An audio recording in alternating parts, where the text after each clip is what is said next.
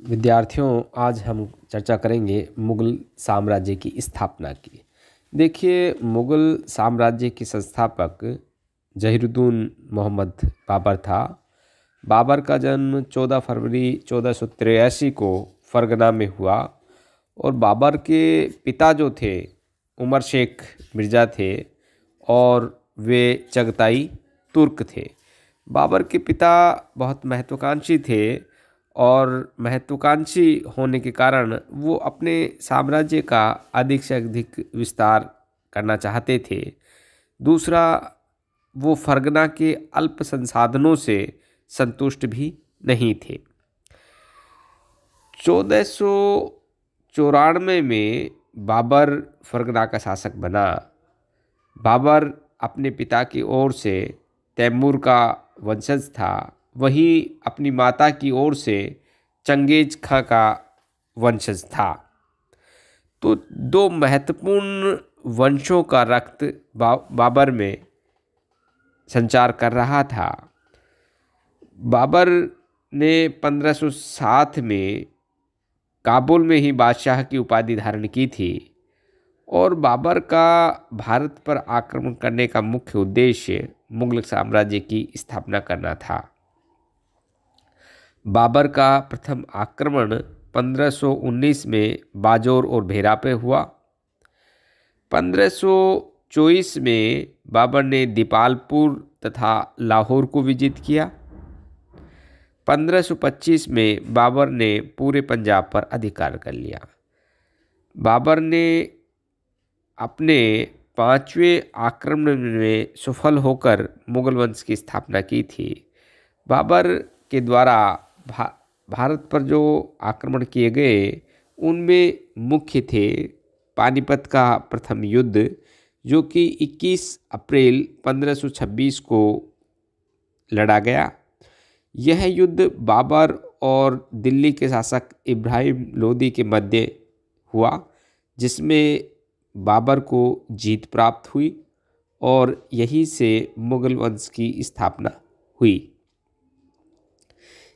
इसके पश्चात महत्वपूर्ण युद्ध बाबर के द्वारा खानवा का युद्ध लड़ा गया। यह युद्ध 17 मार्च 1527 को हुआ और ये बाबर और राणा सांगा के मध्य लड़ा गया और इस युद्ध का मुख्य परिणाम रहा कि मुगल साम्राज्य को एक स्थायित्व प्राप्त हुआ। इसके पश्चात चंदेरी का युद्ध 1528 में बाबर और चंदेरी के शासक मेदिनी राय के मध्य हुआ और इस युद्ध में भी बाबर को जीत प्राप्त हुई। 1529 में बाबर के द्वारा घाघरा का युद्ध लड़ा गया और यह जो घाघरा का युद्ध है बाबर और अफगानों के मध्य लड़ा गया। इस युद्ध में भी बाबर को जीत प्राप्त हुई और ये बाबर का अंतिम महत्वपूर्ण युद्ध था। पानीपत का जो प्रथम युद्ध था, इसमें बाबर ने तुलुगमा पद्धति और तोपखाने का प्रयोग किया था और इसी की बदौलत उसने इस युद्ध में जीत प्राप्त हुई थी। साथ ही बाबर ने खानवा का जो युद्ध है, इस युद्ध के पीछे कारक माना कि राणा सांगा पर उन्होंने संधि तोड़ने का आरोप लगाया और तत्पश्चात सांगा पर आक्रमण किया। साथ ही खानवा के युद्ध में बाबर ने सांगा के खिलाफ एक जिहाद का नारा दिया था, जिससे कि उसके सैनिकों में एक जोश जागृत हुआ। साथ ही खानवा के युद्ध में विजय होने के पश्चात बाबर ने गाजी की उपाधि धारण की थी।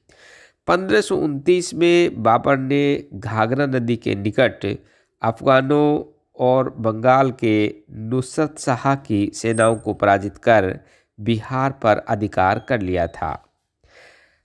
बाबर की मृत्यु 26 दिसंबर 1530 ईस्वी को आगरा में हुई। बाबर एक कट्टर सुन्नी मुस्लिम था। बाबर ने अपनी उदारता के कारण कलंदर का नाम से भी उसे जाना जाता है। बाबर ने मुसलमानों पर तमगा नामक जो कर लगता था उसको हटाया था।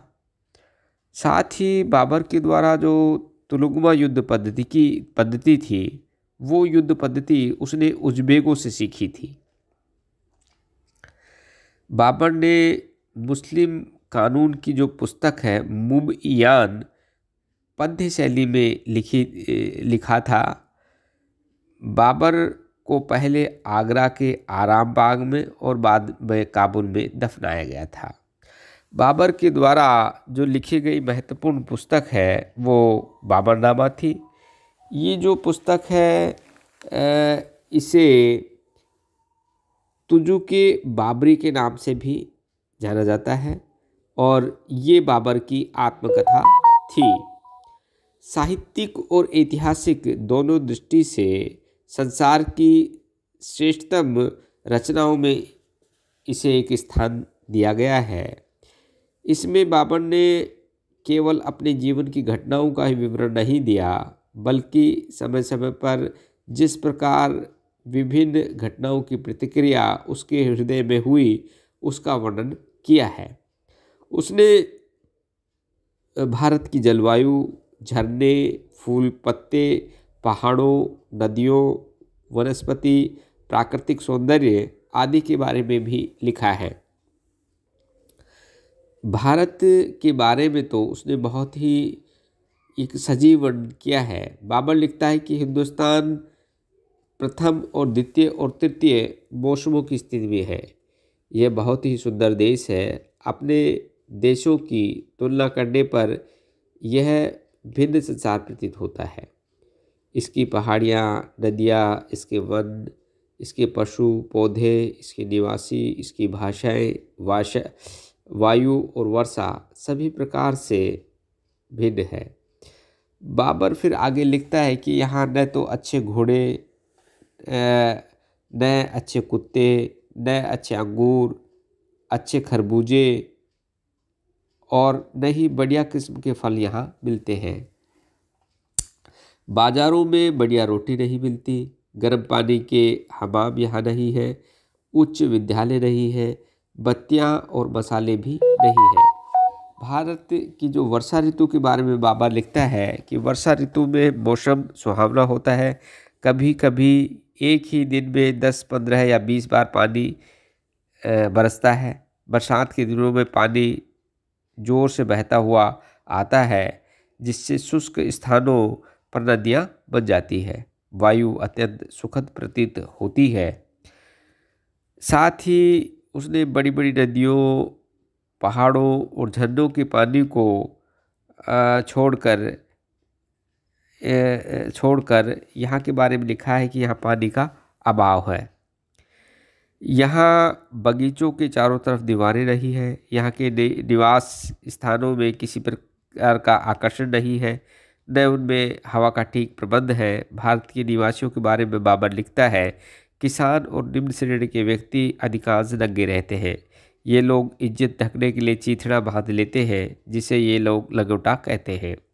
औरत भी इसी तरह के कपड़ों से अपना शरीर ढकती है। उनका आधा वस्त्र कमर के आसपास बांधा जाता है और आधे से सिर ढकती है।